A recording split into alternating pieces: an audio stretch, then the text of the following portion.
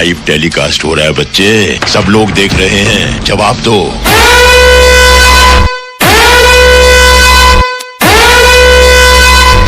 चुप कर, शर्म तो तेरे को आनी चाहिए।